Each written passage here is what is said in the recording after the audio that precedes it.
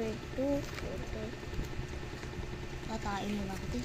Hindi ko na kaya. 7, 8, 8, 2.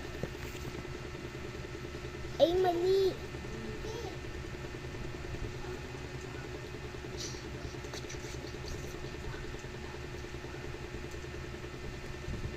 Three pala yung mga guys. Tapos 12. 12 ba? Oo. Plus din. Number 3. Huwag yung pansinin guys sa ba't pangit. Hindi yung marunong sa whiteboard. 4.